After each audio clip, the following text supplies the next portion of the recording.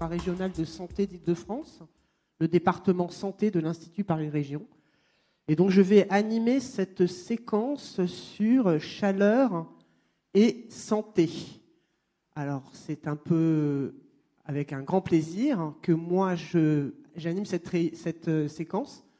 D'abord parce que, en tant que directrice de l'Observatoire régional de santé, je suis très sensibilisée aux questions de santé, mais c'est aussi un vrai plaisir parce que je me rends compte qu'on intègre maintenant de plus en plus dans la réflexion de la mise en place des politiques publiques la question santé, qui pour certains plutôt se traduit par qualité de vie. Alors on va avoir aujourd'hui, donc, dans cette séquence défi chaleur et santé, une présentation par Mathilde Pascal que j'invite à rejoindre, la table ronde ici, de Véronique Guercy, que je ne vois plus dans la salle, mais qui était... Ah, là, pardon. Bonjour. Et deux personnes de la table ronde, Alexandra Collin, et Mélusine Manceau, je ne sais pas où elle est, là-haut. Voilà. Et donc cette table ronde sera animée de deux personnes et toujours présent avec nous le grand témoin, monsieur Valérie Masson. Voilà, donc bienvenue à toutes et tous, parce que aujourd'hui cette séquence est très féminine. Donc je propose, comme la séquence précédente, une intervention des deux chercheuses. Alors, je ne sais pas, vous allez faire l'une à la suite de l'autre, c'est ça? Donc, d'abord, Mathilde Pascal, chargée de projet Changement climatique et santé à Santé publique France. Et ensuite, Véronique Guercy, qui nous présentera plutôt la pollution de l'air et ses impacts sur la chaleur. Merci beaucoup. Alors, effectivement, dans le projet H2C à Santé publique France, on était... responsable des analyses des effets de la chaleur sur la santé. Donc je vais vous présenter des grands enseignements de ce qu'on a retrouvé dans ce cadre-là. Si vous pouvez passer la diapositive suivante. Donc c'est vrai qu'une des principales raisons de s'intéresser à la chaleur, c'est qu'elle a des effets sur la santé qui sont de plus en plus connus. La chaleur, en fait, elle va aller jouer sur un très grand nombre de systèmes physiologiques, le système cardiovasculaire, le système respiratoire par exemple, et elle va avoir des effets très variés, multiples sur la santé. Certains de ces effets vont être très graves et vont nécessiter une hospitalisation, voire vont conduire à un décès, mais un grand nombre de ces décès de ces effets sur la santé vont être beaucoup moins visibles, voire ne vont pas nécessiter une prise en charge, ou alors vont être des choses auxquelles on pense moins. Par exemple, la chaleur est maintenant identifiée comme un facteur de risque pour la santé mentale, avec notamment des effets sur le suicide. C'est aussi un facteur de risque pendant la grossesse, tout au long de la grossesse, avec des effets ensuite sur la santé de l'enfant tout au long de sa vie. Ou encore des effets, par exemple, sur la capacité d'apprentissage qui sont particulièrement importantes quand on pense à la question des écoles qui était discutée ce matin.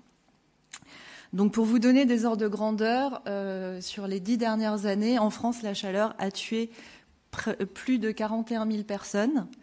Et sur 5 ans, on a fait une estimation de quelques coûts des vagues de chaleur sur la santé, donc uniquement les vagues de chaleur, l'impact sur le recours aux soins, les hospitalisations, les restrictions d'activité, la mortalité, tout ça, c'est un coût social et économique de au moins 25,5 milliards d'euros uniquement sur la France hexagonale et uniquement sur 5 ans. Si vous passez à la diapositive suivante.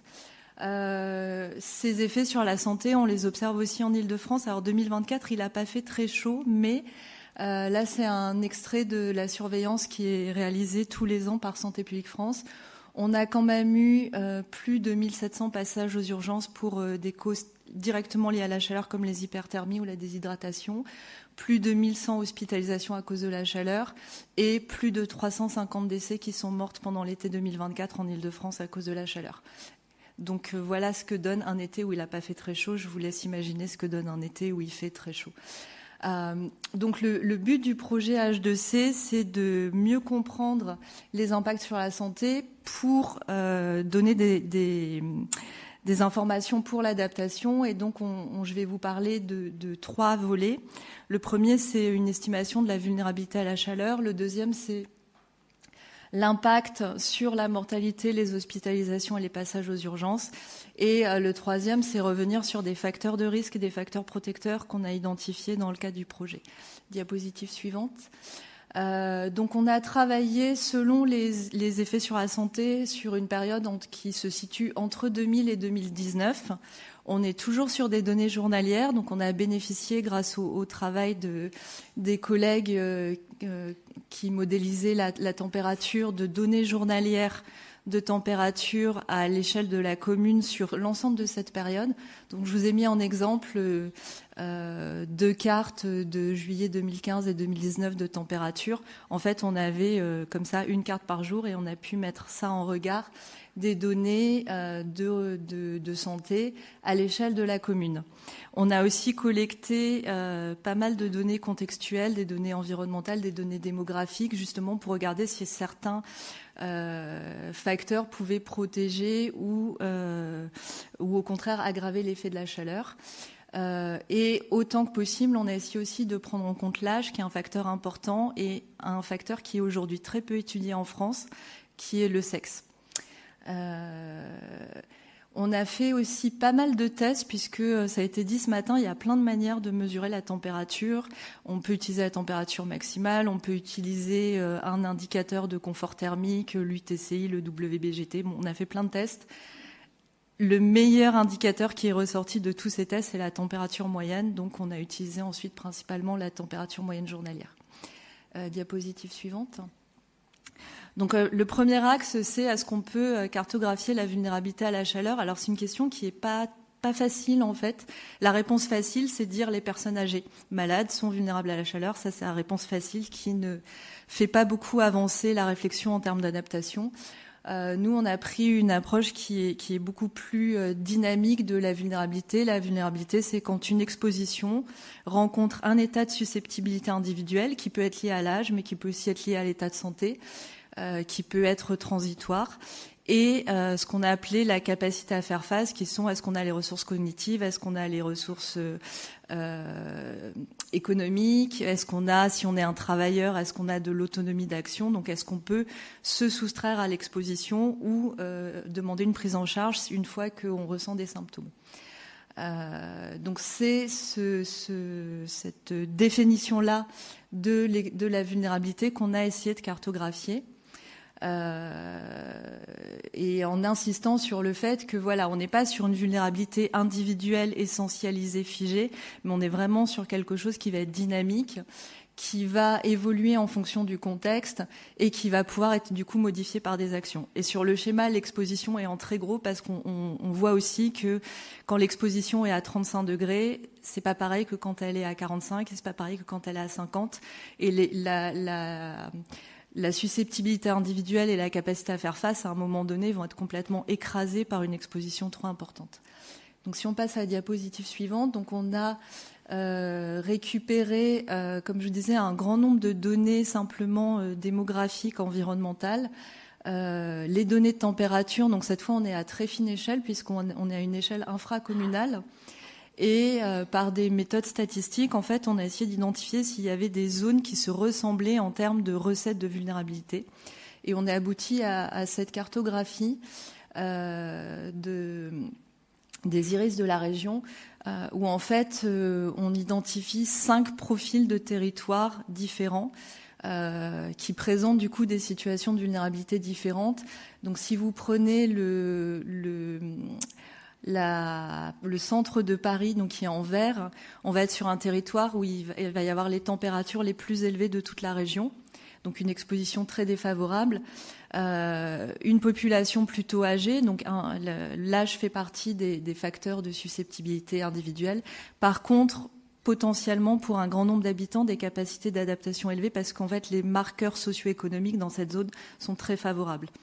À l'inverse, dans la zone violette, on a aussi une exposition importante, un peu plus faible que dans le centre de Paris, mais il fait quand même très chaud.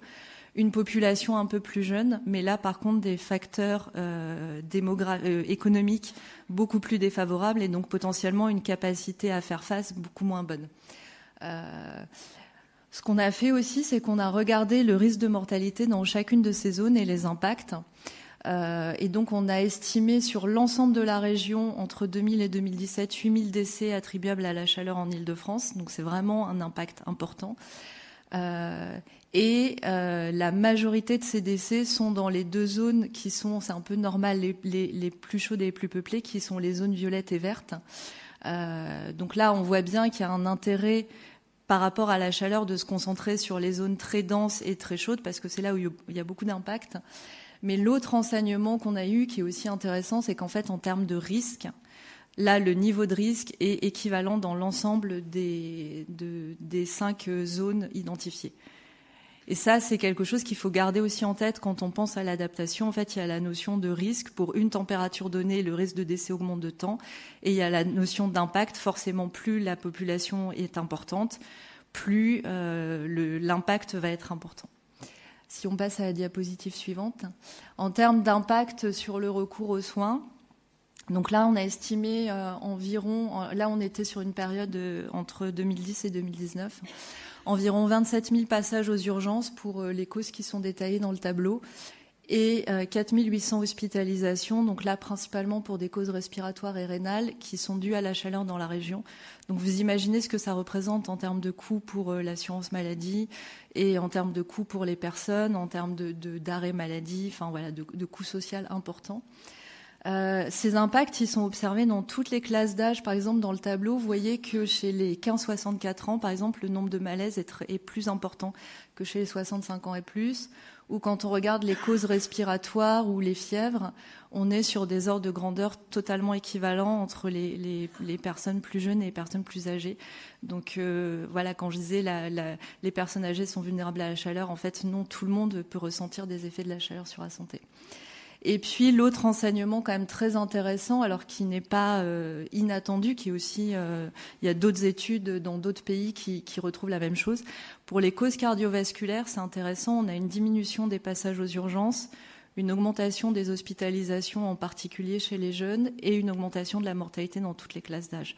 Et donc ça suggère fortement qu'en fait l'effet de la chaleur sur le système cardiovasculaire est très grave et très rapide, et donc se traduit par des effets extrêmement graves qui vont passer directement en soins intensifs ou directement en décès sans forcément passer par les urgences. Donc ça, c'est aussi important parce que, encore une fois, l'adaptation, le but, c'est de réduire l'exposition. C'est pas d'attendre que l'exposition ait lieu, que les gens commencent à se sentir mal pour les prendre en charge, parce que des fois, en fait, on n'a juste pas le temps. Et en plus, ça coûte très cher. Diapo d'après. Donc, en termes de facteurs de risque, donc, comme je vous disais, l'âge est bien sûr un facteur déterminant, puisque la thermorégulation est moins bonne quand on est plus âgé. Et en plus, souvent, on a des pathologies qui vont rendre plus fragile vis-à-vis des effets de la chaleur. Mais le risque, il est quand même très important chez les 15-64 ans.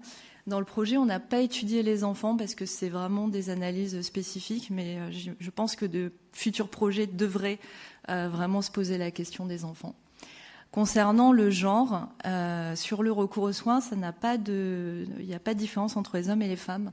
Par contre, sur la mortalité, on a des différences assez nettes selon l'âge. C'est-à-dire que chez les moins de 65 ans, le risque est plus élevé chez les hommes, ce qui interroge soit sur des comportements, soit sur des expositions professionnelles. Donc nous, on n'a pas pu aller jusqu'à trouver l'explication, mais en tout cas, ça donne des pistes de réflexion pour des futurs travaux. Chez les 65 ans et plus, le risque est beaucoup plus élevé chez les femmes. Et là, il y a plusieurs pistes qui ne sont pas exclusives. Hein. Les trois peuvent coexister. La première, c'est la physiologie. Alors, il faut savoir que la thermorégulation va être un petit peu différente chez les hommes et chez les femmes. Ça a étudié chez les personnes jeunes, ces différences de thermorégulation ne se traduisent pas par des différences de performance, en fait. Une femme jeune n'est pas plus à risque vis-à-vis de la chaleur qu'un homme jeune, c'est juste que ça fonctionne un petit peu différemment, mais ça fonctionne très bien dans les deux cas. Chez les personnes âgées, personne ne s'est jamais dit que ça valait le coup de regarder, et donc on ne sait pas si chez les personnes âgées, les différences physiologiques peuvent être une cause de fragilité chez les femmes. Il y a une question de démographie, puisque on sait que chez les âges très élevés, il y a une surreprésentation des femmes. Mais cette différence de démographie n'est pas assez importante pour expliquer les différences de risque qu'on observe. Et puis, il y a quelque chose qui, là, mériterait vraiment d'être creusé, c'est les inégalités sociales, puisque quand on regarde un peu les quelques indicateurs disponibles sur la région, on voit qu'à âge égal, dans les âges avancés, les femmes ont beaucoup plus de risques d'être isolées socialement, de vivre seules et d'avoir des revenus beaucoup plus faibles que les hommes. Donc c'est probablement dans cette direction-là qu'il faut creuser. La diapositive suivante. Sur les facteurs de risque environnementaux, alors ce matin, on a beaucoup parlé de l'îlot de chaleur urbain et des zones urbaines.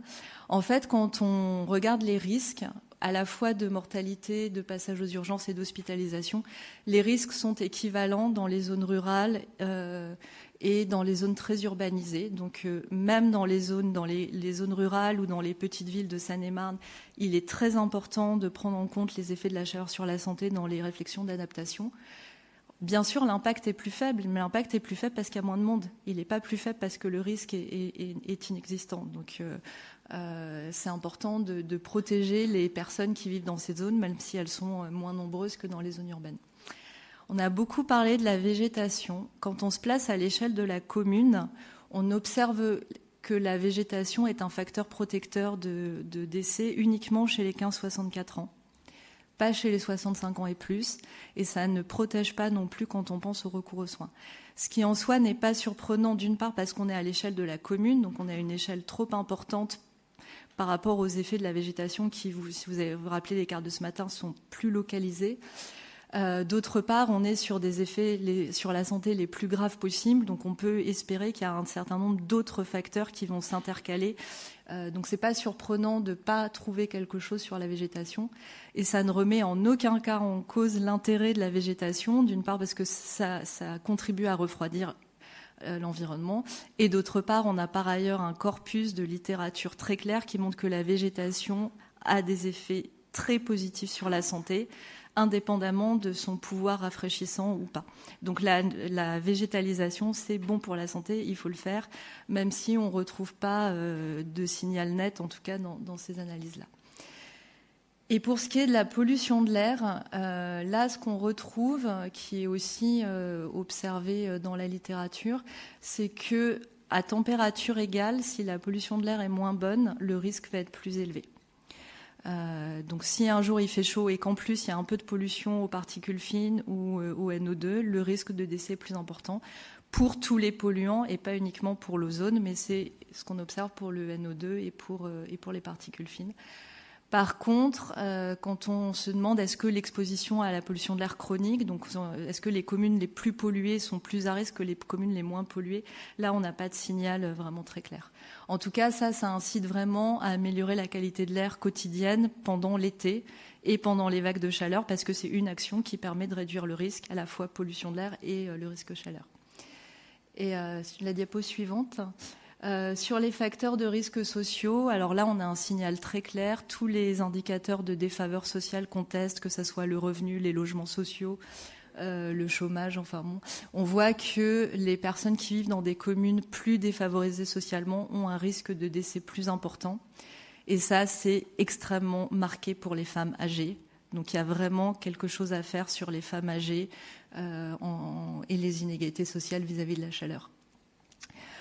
Quand on regarde le recours aux soins, alors là, c'est à la fois contre-intuitif et pas contre-intuitif. En fait, plus les gens vivent dans des communes favorisées, plus ils ont de risques ou de chances de recourir aux soins. Donc ça incite à se poser la question du recours aux soins pour les communes plus défavorisées. Peut-être que dans ces communes-là, le recours aux soins est plus compliqué, ou peut-être que les effets sont plus graves et que les gens meurent plus. Et du coup vont moins aux urgences en fait. Donc il y a vraiment un enjeu important de travailler sur encore une fois la réduction de l'exposition, mais aussi de faciliter le recours aux soins pour toutes les populations. Et diapositive suivante. Si vous devez garder des grands messages, c'est la chaleur a des effets très importants sur la santé. Là, on a regardé la mortalité, le recours aux soins. Il nous manque plein d'effets sur la chaleur, sur la santé mentale, sur les enfants. Les effets sur la biodiversité qui, à terme, se répercutent aussi sur la santé humaine, même si aujourd'hui c'est très peu étudié et on ne sait pas le quantifier, mais c'est aussi un enjeu. Et donc vraiment, je pense que c'est ce qui va, en tout cas c'est ce qui a motivé toutes les réflexions dans le projet et je pense aussi dans ce qu'on a entendu dans les tables rondes et ce qu'on va entendre. L'adaptation, elle doit vraiment être structurelle. C'est pas des petites solutions techniques au cas par cas. C'est vraiment réfléchir de manière globale pour réduire les îlots de chaleur urbains, pour réduire la température dans les logements de tout le monde, y compris des gens qui ne peuvent pas s'acheter une climatisation. La végétation, hyper intéressant, non seulement pour son effet refroidissant, mais pour son effet global sur la santé. C'est vraiment un effet holistique. Et ne pas oublier les inégalités sociales et ne pas oublier que ces inégalités sociales, elles se traduisent aussi en différences importantes entre les hommes et les femmes. Et je pense que c'est ma dernière diapo.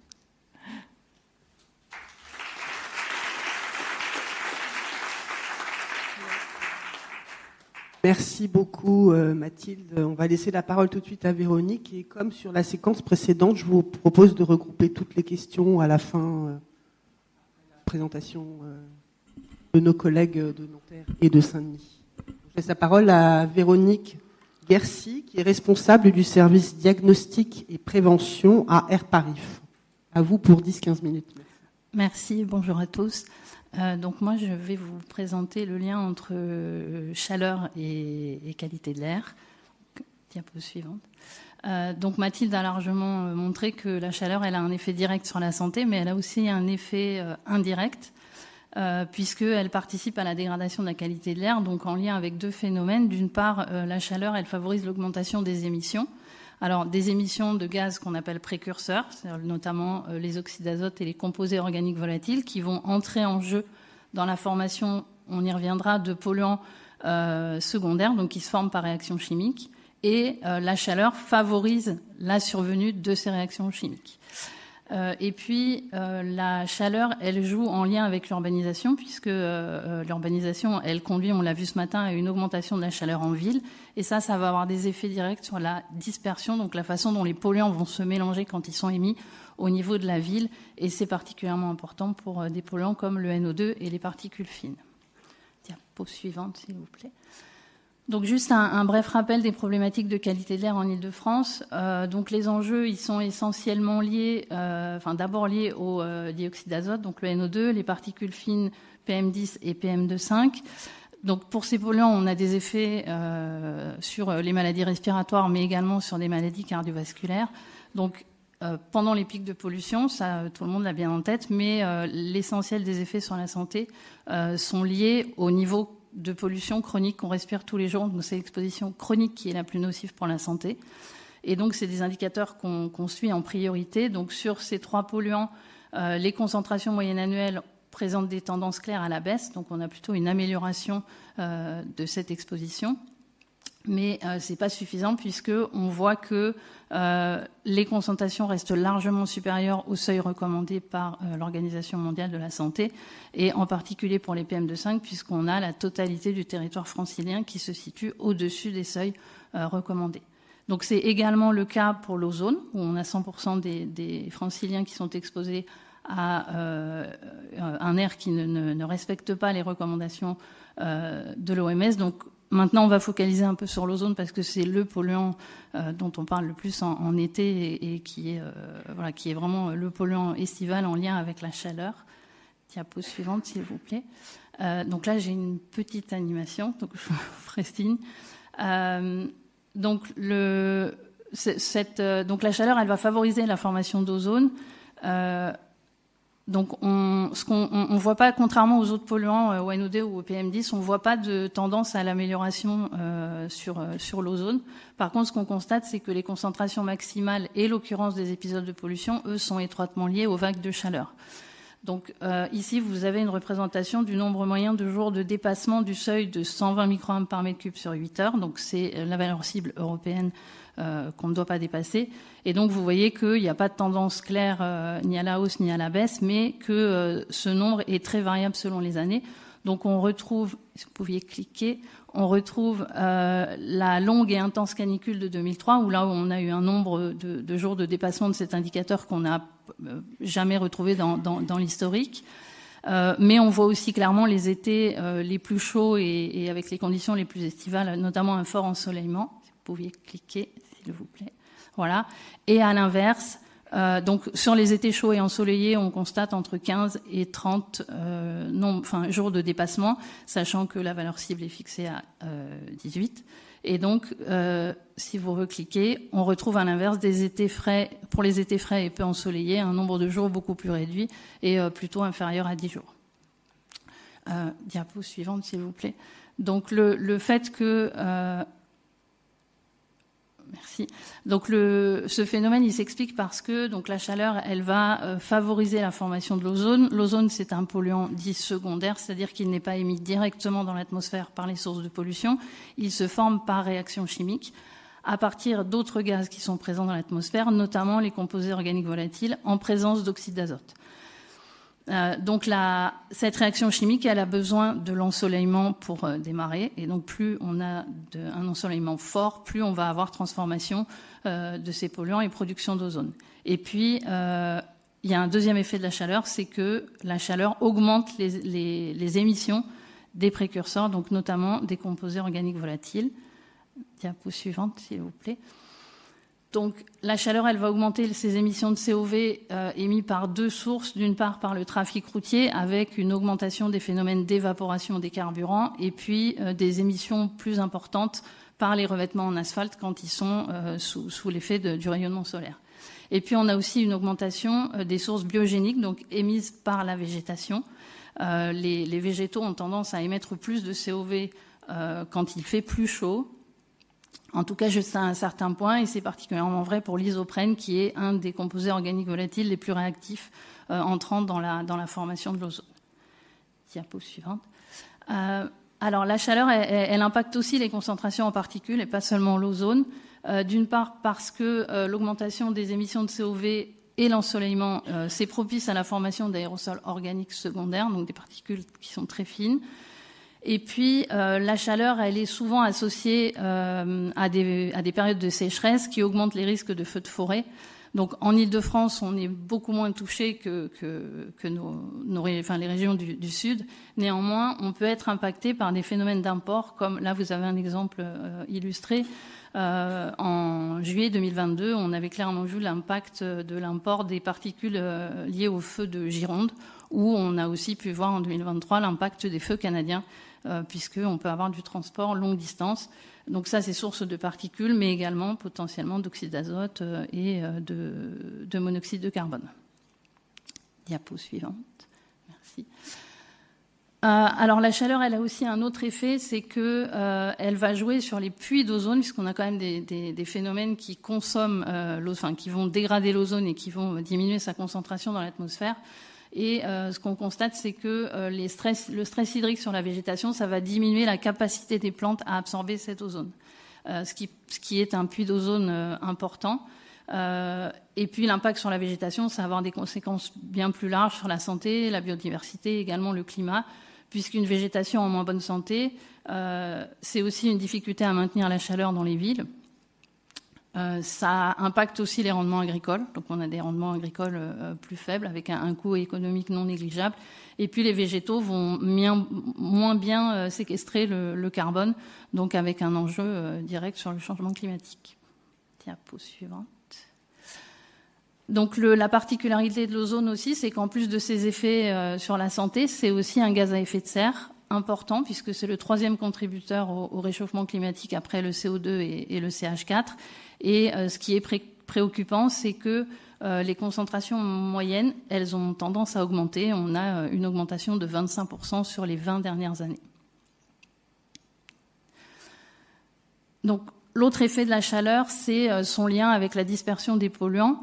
Donc, ça a déjà été exposé par Aude ce matin à l'échelle des villes. Donc, on a un effet de l'artificialisation des surfaces avec une diminution du pouvoir réfléchissant des surfaces. Donc, notamment le bitume, ça va avoir tendance à absorber davantage la chaleur plutôt que de la renvoyer vers l'atmosphère. On a aussi des piégeages radiatifs puisque les bâtiments entraînent des réflexions et de nouveau, la chaleur va être absorbée. Donc, on va absorber davantage de chaleur dans les villes.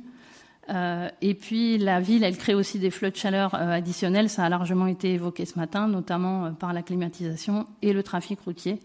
Et ça peut être aggravé quand on est dans des espaces où les espaces verts sont restreints, puisque ça a déjà été dit, les espaces verts ont un effet rafraîchissant. Donc l'urbanisation va créer donc un îlot de chaleur urbain, un surplus de chaleur au niveau de la ville. Et ça va directement impacter la dispersion des polluants. Donc, on constate deux effets qui sont un peu contradictoires. Donc, à l'échelle de la ville, les températures plus élevées, elles vont créer des conditions plus instables. Et donc, on va avoir une convection accrue qui va être plutôt favorable à la dispersion.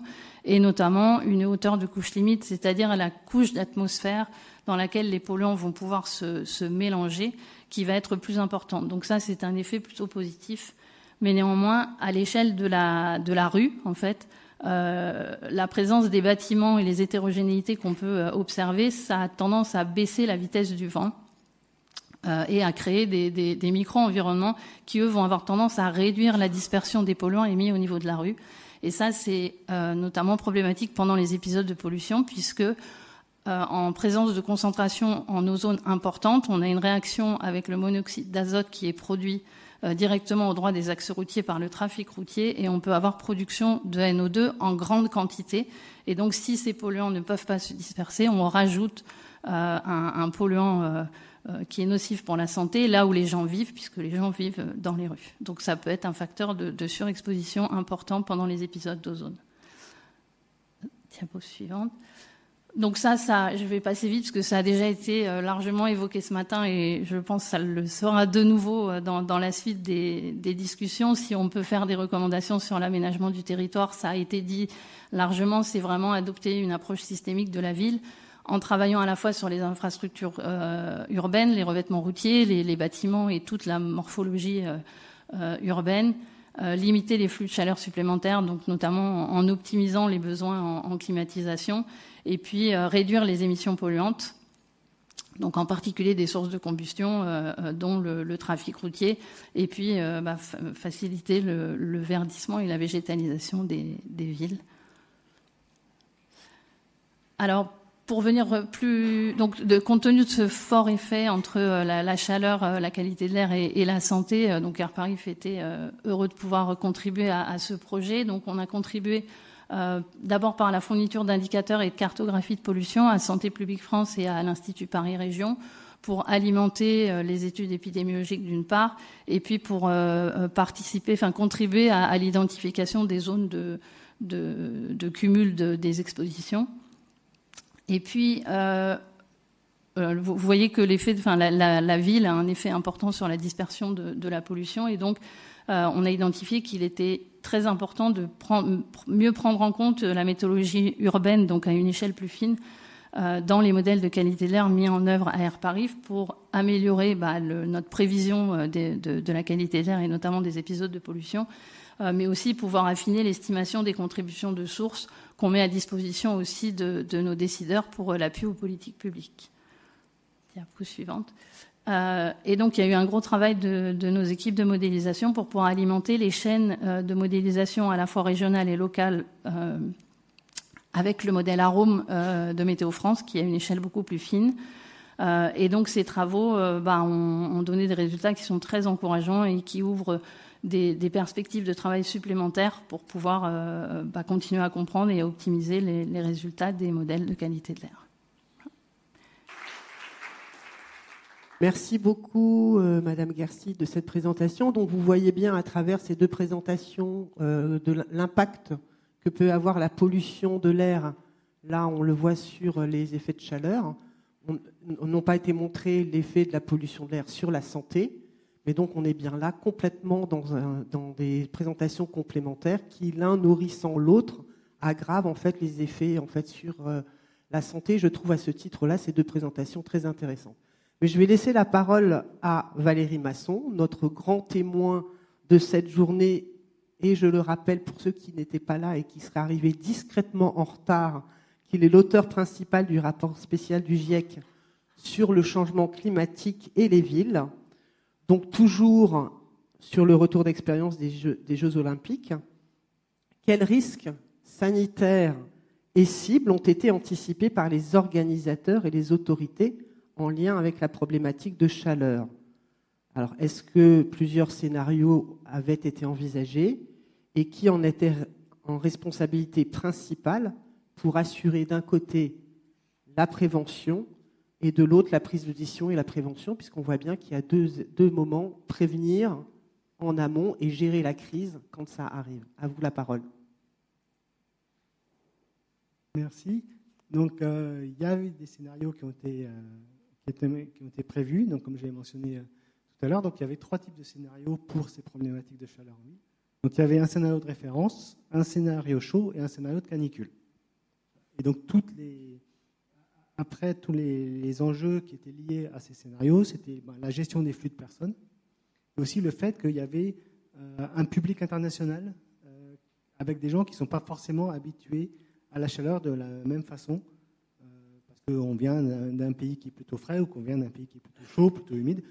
Les gens ne vont pas avoir la même exposition, les mêmes risques en fonction de la chaleur. Donc il y avait aussi cette problématique internationale qui était très prégnante. Donc pour la prise de décision elle-même, il y avait grosso modo 2 parcours. Le parcours institutionnel classique via les alertes canicules. Donc ça, c'est pour toute la région, pour les publics, mais aussi pour les habitants, etc. Donc le parcours classique. Et après, il y avait un parcours pour tout ce qui était organisation des Jeux.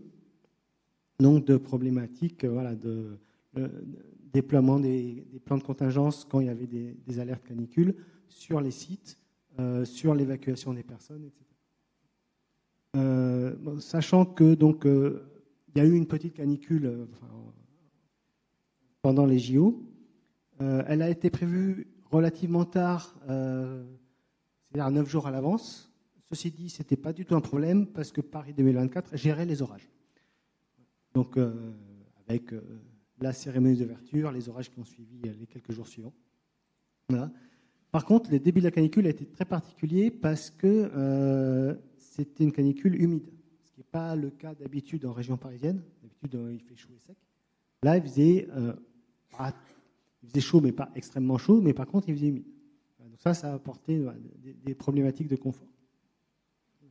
Et je voudrais aussi revenir un peu sur un événement particulier qui est le marathon pour tous, parce qu'il y a eu toute une étude en amont qui a pris plus de 3 ans pour justement prévenir les risques sanitaires des participants au marathon pour tous. Donc il n'y a pas eu d'étude particulière pour le marathon pour les athlètes, parce que d'une part, les courses avaient lieu le matin, donc dans des conditions qui n'étaient pas risquées pour des gens super entraînés. Par contre, le marathon pour tous, c'était 20 000 personnes participants, et c'était le soir. Donc il pouvait faire très chaud. Donc il y avait eu une étude qui a été faite, qui a été commencée fin 2022 et qui en fait a exploité des simulations de modèles, donc le modèle maisonnage qu'on a vu là ce matin, des cartographies à 100 mètres de résolution qui permettaient d'avoir donc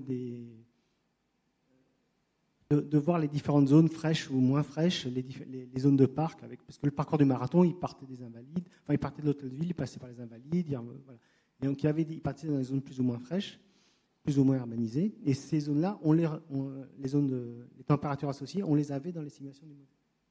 Donc ce qui a été fait, c'est de prendre 4 situations de température qui correspondaient à des WGT différents, et donc d'appliquer, de regarder si une personne court à certaines vitesses, combien de temps elle est dans les zones chaudes ou pas chaudes. Et donc il y a eu fourniture à Paris 2024 de profils de température le long du marathon de chaque coureur, en fonction donc de la température. Est-ce qu'on est en situation caniculaire, en situation chaude ou normale, ou alors de la vitesse de course de la personne. Parce que si elle court très vite, elle va partir au début, donc dans des conditions relativement chaudes, et elle va aller vers Versailles, donc traverser des forêts, ça va être plus frais, Versailles est un peu plus chaud, et après quand elle revient à Paris, elle reprend l'îlot de chaleur urbain, et donc ça rechauffe. Alors qu'une personne qui court moins vite va arriver plus tard dans la soirée et aura moins d'exposition à la chaleur en revenant dans le centre de Paris.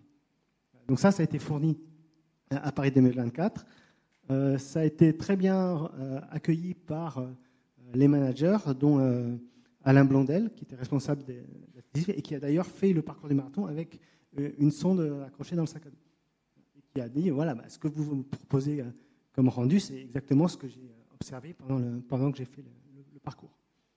Et donc ça a permis de mettre en place tout plein de scénarios de contingence pour le jour J, et des scénarios qui disaient on maintient la course, on le remplace par un 10 km ou on annule la course, suivant les conditions.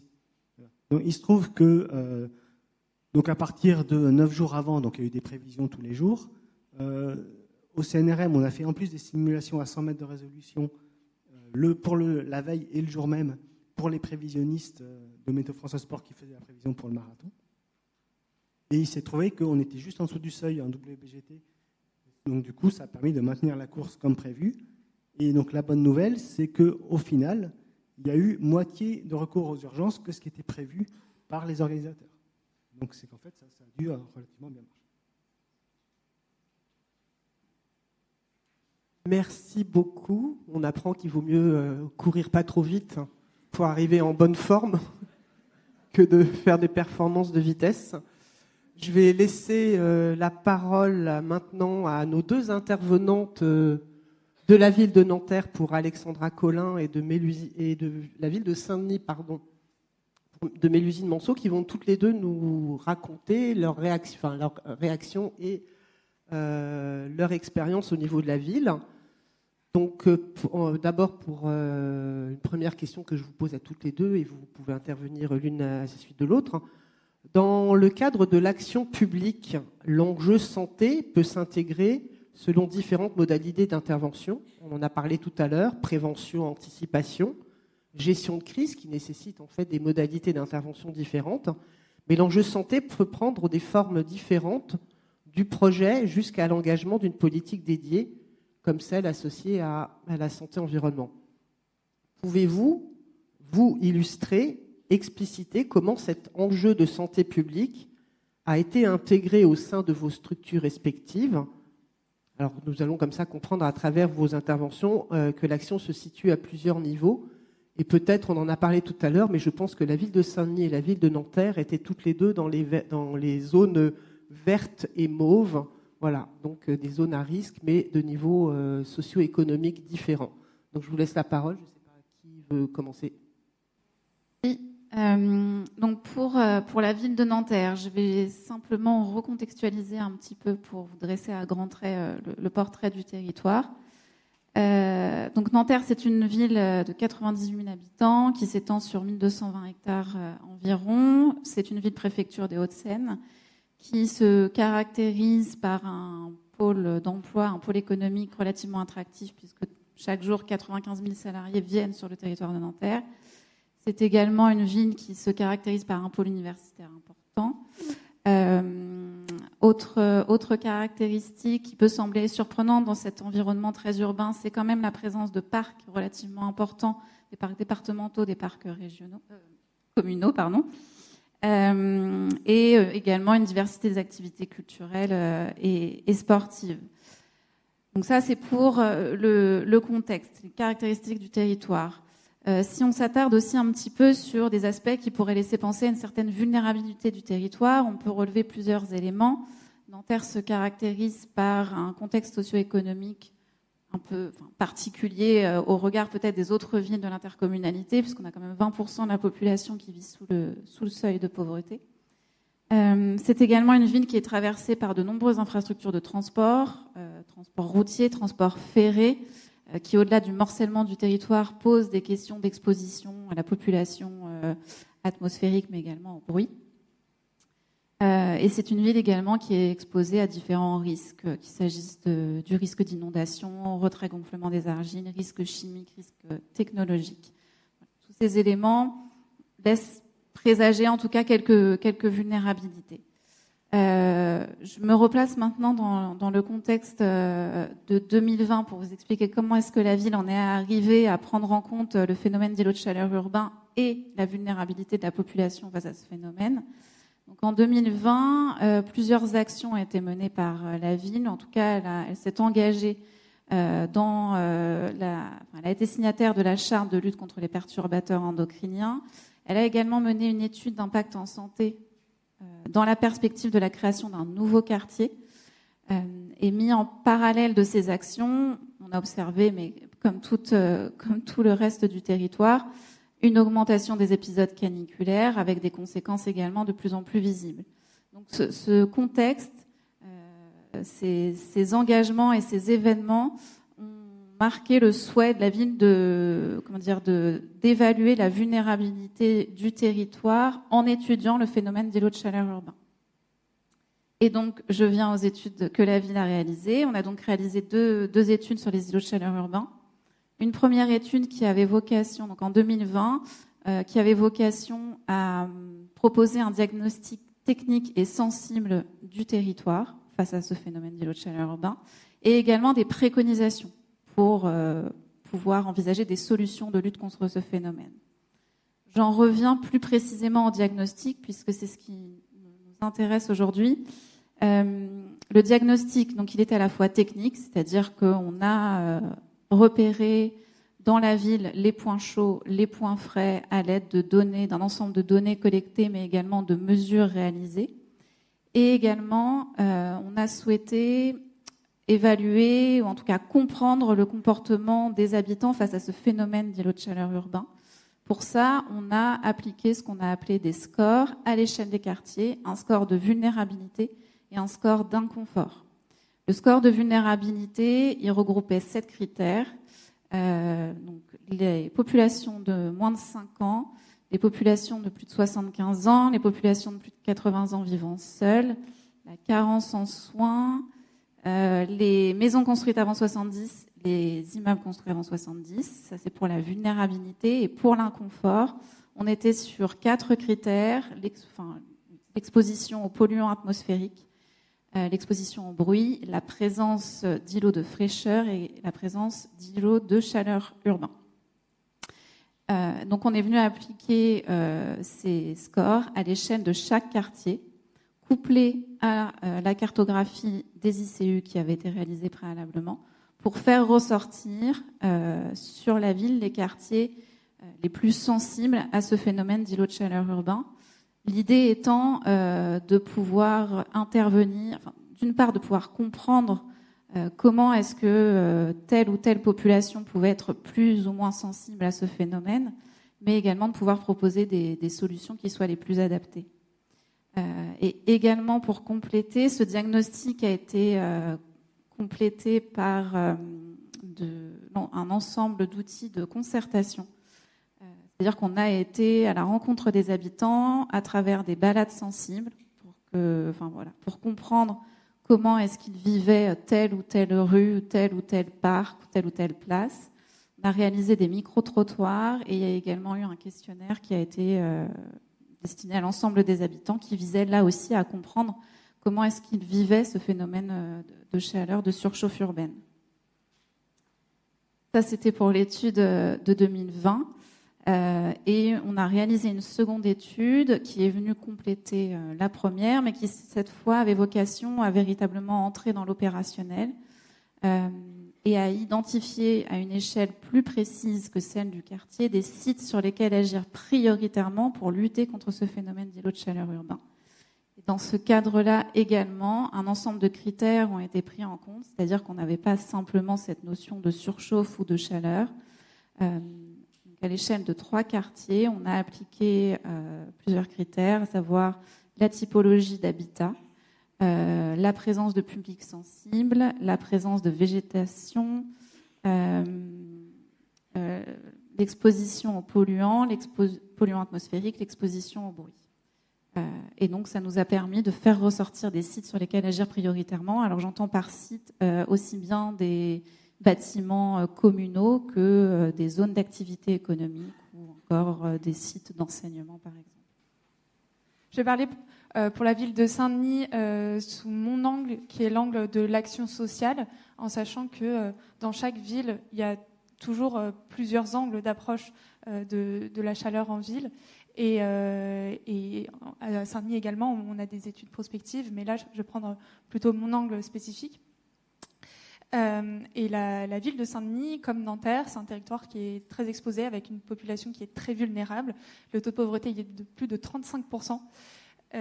Donc dans un habitat soit social, soit du parc privé, mais pas du tout adapté à la chaleur.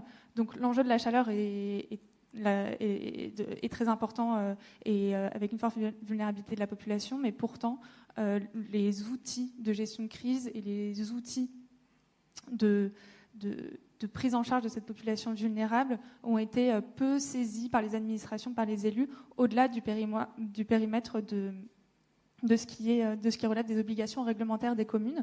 Et aujourd'hui, on retravaille ces outils. Donc tout ce que je vais vous dire, c'est à la fois un bilan de l'existant, mais aussi des pistes de prospective, des marges d'amélioration pour nous. Donc les obligations des communes en matière de gestion de crise en cas de canicule en particulier, elles sont de deux ordres, plutôt d'ordre général. Déjà, il faut tenir un plan communal de sauvegarde, c'est une obligation communale. Il y a le risque canicule dedans, mais aussi d'autres risques. Mais également l'obligation de tenir un registre des personnes vulnérables sur le territoire et, en cas de déclenchement par la préfecture du niveau de vigilance orange et au-delà, appeler toutes ces personnes et intervenir à domicile. Donc très concrètement, au cours de l'année, les communes incitent les personnes à s'inscrire au registre par le biais d'un formulaire.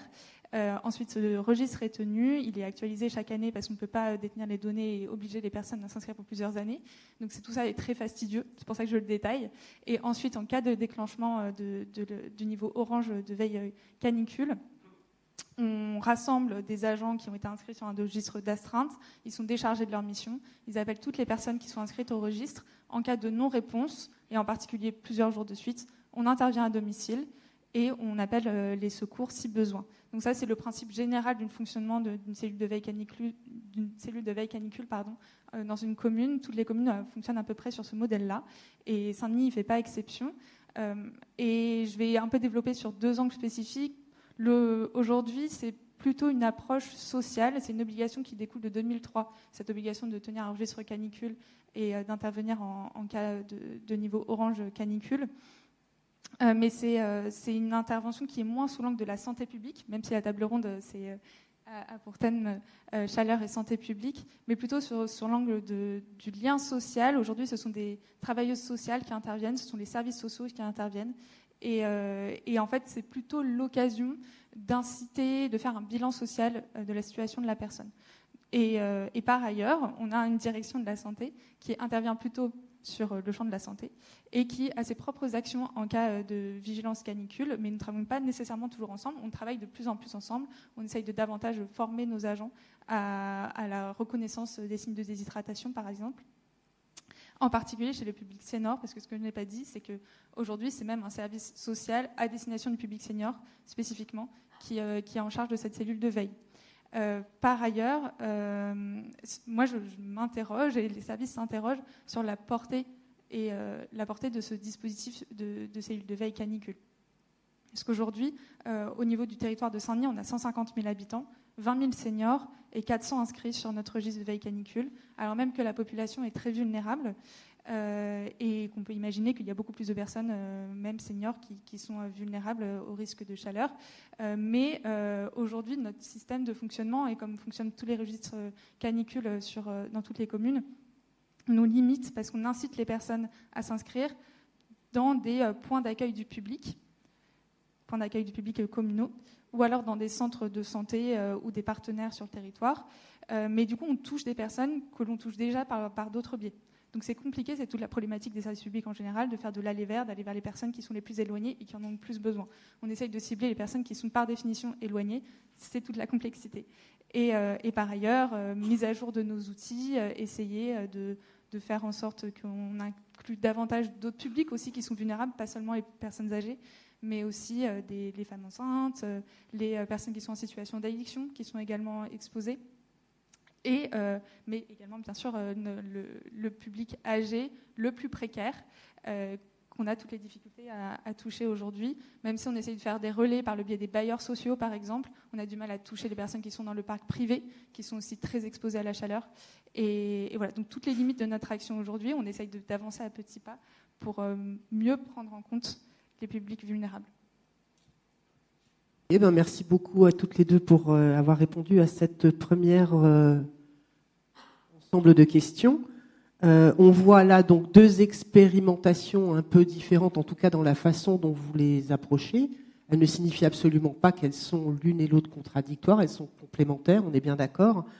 Et j'aurais voulu savoir comment vos collectivités se projettent finalement suite à l'ensemble des travaux qui ont été présentés ici, et quels enseignements et quels chantiers vous allez entreprendre ou déjà en cours, vous avez commencé à répondre un petit peu, pour faire face à cet enjeu chaleur et santé en ville, où on voit, j'allais dire, dans vos exemples, plus une gestion de crise, alors réglementaire, certes, une réponse réglementaire, mais du coup plus gestion de crise et plus là une anticipation avec la volonté de définir en fait les territoires et les populations les plus vulnérables. Alors, les enjeux pour nous maintenant, Ville de Nanterre, une fois ces études réalisées, je dirais que ça va être un enjeu de passer en quelque sorte de la théorie à l'opérationnel en mobilisant à la fois en interne, service, direction de la ville, mais également en externe. On va voir que le deuxième, c'est le plus compliqué. Mobilisation interne, puisque effectivement, au-delà du diagnostic et des préconisations qu'on a pu avoir grâce aux différentes études, il s'agit maintenant de pouvoir avancer dans l'opérationnalité et de pouvoir véritablement agir, ou en tout cas proposer des actions pour lutter contre le phénomène d'îlots de chaleur urbain et de surchauffe urbaine. Cette mobilisation interne, elle est, je dirais, plus simple que la mobilisation externe. Pourquoi ? Parce que ce qui a été, je pense, important dans la réalisation des études, ça a été d'associer dès l'amont des études l'ensemble des services et des directions qui allaient pouvoir agir sur ce phénomène. Savoir, pour ce qui concerne notre organisation, la direction de l'aménagement, la direction de l'infrastructure, la direction de la santé, etc. Donc ces directions qui ont été associées dès l'amont des études et tout au long des études, elles ont fait partie des comités techniques. Il s'agit maintenant donc, d'entretenir ce lien et cette mobilisation interne de manière assez concrète. Elle se caractérise par l'organisation d'un comité technique annuel, par l'organisation de groupes de travail thématiques afin d'aller peut-être un peu plus loin, de bénéficier de retours d'expérience, mais d'aller plus loin sur ce qu'il est possible de faire. Également sur une démarche une démarche de suivi des actions mises en œuvre qui ont vocation à lutter contre le phénomène d'ICU et la mise en place d'un certain nombre d'indicateurs. Ça, c'est pour la mobilisation interne. Pour la mobilisation externe, j'entends par mobilisation externe, comment est-ce qu'on arrive à sensibiliser, à mobiliser les partenaires du territoire. Alors, les partenaires du territoire, ça va être toutes les autres personnes présentes autres que la ville de Nanterre en tant que collectivité, puisqu'on a constaté quand même lors des différentes études qu'il y avait une marge d'action relativement importante, ou en tout cas, on avait des zones très fortement exposées au phénomène de surchauffe, qui étaient des zones d'activité économique, des zones où il y avait des entreprises. Donc tout le sujet maintenant, c'est de réussir à mobiliser ces acteurs. Pour ça, on a tenté la mise en place d'un partenariat avec la Chambre de commerce et d'industrie, afin donc d'organiser des webinaires, des sensibilisations sur le sujet.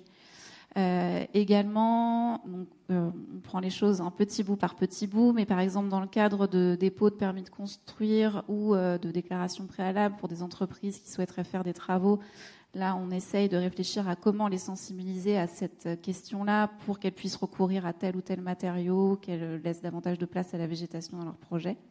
Ça reste un chantier en cours.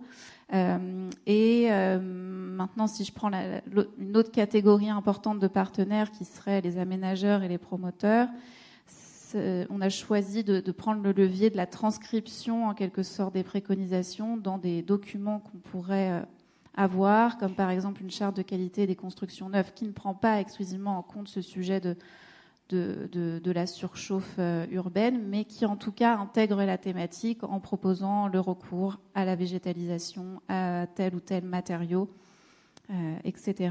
Et également, on se saisit aujourd'hui de la modification du PLU pour faire une OAP forêt de Nanterre, qui là aussi a vocation en quelque sorte à traduire, autant que faire se peut, les préconisations qu'on aurait pu formuler préalablement. Du côté de Saint-Denis, il y a aussi des études plus structurelles qui sont faites sur l'habitat, sur l'urbanisme. Encore une fois, je ne vais pas les mentionner ici. Je vais plutôt m'interroger sur la façon dont on pourrait améliorer notre gestion de crise et plus globalement articuler ce qui relève de nos obligations réglementaires de gestion de crise à destination de publics vulnérables, mais aussi continuité du service public. Donc pour l'action un peu structurelle pour améliorer notre action à destination du public le plus vulnérable, on se pose la question de... En fait, toutes les actions que l'on mènera, de toute façon, seront bénéfiques à tous les publics aussi, parce qu'à passer un certain stade de chaleur, toutes les personnes, même les plus vulnérables sont encore plus vulnérables, mais tout le monde devient vulnérable à la chaleur. Et l'angle que l'on va adopter, c'est plutôt essayer d'avoir davantage de lieux rafraîchis, accessibles au public pendant l'été. C'est pas un petit chantier. Il faut être en lien avec différents équipements recevant du public, gérés par le public comme par le privé. Ça suppose des investissements. Il y a beaucoup d'équipements, vraiment plusieurs centaines d'équipements qui sont gérés par la ville de Saint-Denis en soi. Et je pense qu'il y en a peut-être 5% qui sont équipés de climatisation.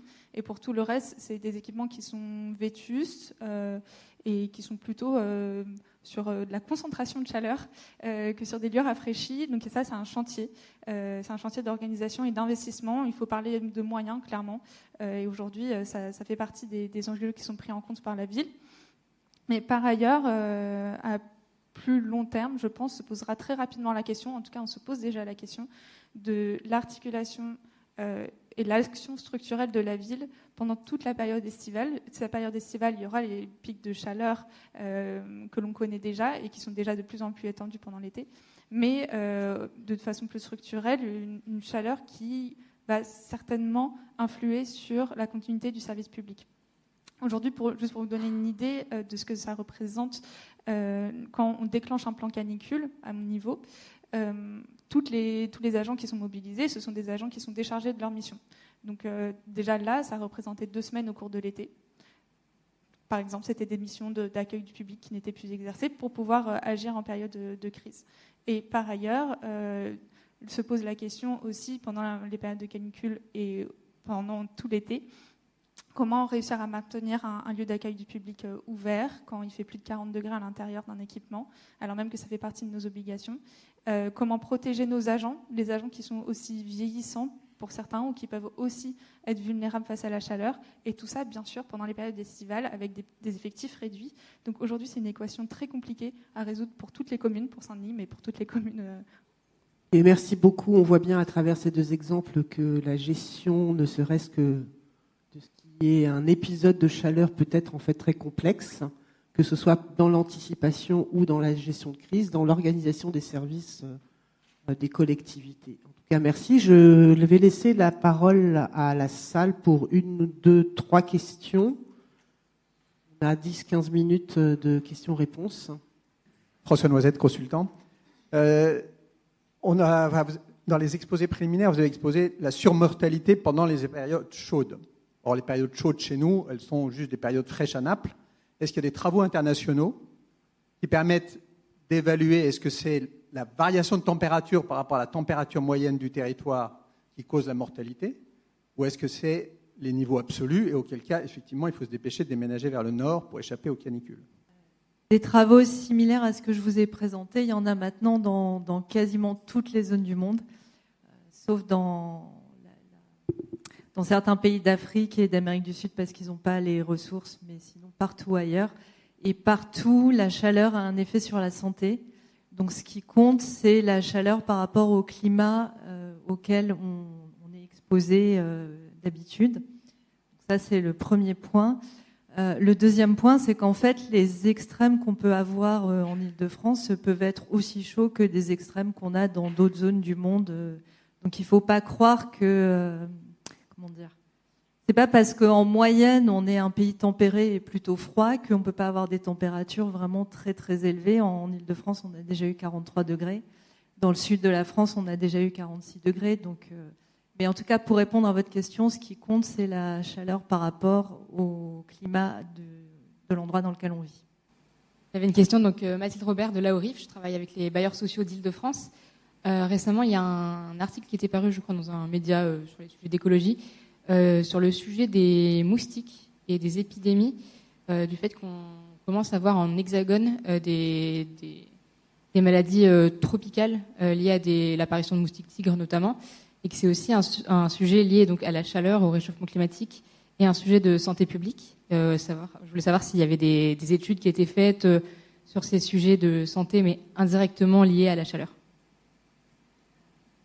À Santé publique France, on a une surveillance tout l'été des maladies transmises par le moustique tigre, en l'occurrence. C'est des maladies à déclaration obligatoire. C'est pas mon domaine, donc je vais pas être hyper. En tout cas, je vous invite à consulter le site internet, puisqu'il y a les bulletins qui sont publiés régulièrement. Ça fait plusieurs années que le moustique tigre est implanté en France, dans l'Hexagone. C'est un moustique qui est très, comment dire ça ? Il aime bien les humains. Il est très, il se sent à l'aise dans les villes. Il profite des comportements humains. Le climat lui est plutôt favorable, mais la principale raison de la dispersion de ce moustique aujourd'hui, c'est pas le climat, c'est les activités humaines, c'est les transports routiers, etc. Et c'est les comportements, notamment le fait qu'ils puissent trouver de l'eau stagnante facilement dans les villes. Mais en tout cas, oui, c'est un sujet qui est très suivi par les collègues à Santé publique France. Aminata Sall de l'ALEC de Plaine Commune. C'est une question pour la ville de Nanterre. Vous avez parlé tout à l'heure de typologie des bâtiments. Est-ce que vous avez pris en compte dans vos préconisations la rénovation énergétique des ménages les plus modestes et comment cela se décline ? Alors effectivement, on a pris en compte la typologie d'habitat pour nous aider à identifier les sites prioritaires dans le cadre de la seconde étude. Pourquoi ? Parce qu'on s'est dit que sur une typologie d'habitat type zone d'activité économique, les enjeux liés à la présence des personnes ne seraient pas les mêmes que si on était dans une typologie d'habitat collectif, par exemple. Donc c'est dans cette perspective-là qu'on a pris en compte ce critère-là dans le cadre de l'étude. Et pour répondre à votre question sur l'enjeu de la rénovation de la rénovation énergétique pour les ménages les plus précaires, en toute transparence, ça fait pas partie. Enfin, en tout cas, c'est pas une action qui est propre à ce qui a découlé de l'étude qu'on a réalisée sur les îlots de chaleur urbains.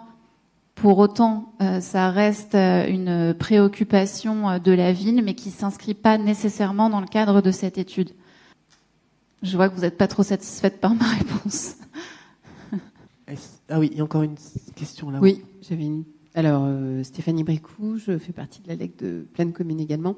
J'avais une petite question pour Véronique Guercy, mais juste un point de détail. Dans un des graphes que vous avez présenté, on observe que la concentration en ozone dans les zones rurales est plus élevée que les zones urbaines. Et voilà, je voulais savoir la raison pour laquelle c'était plus élevé en zone rurale qu'en zone urbaine. Allô ? Oui, ça marche.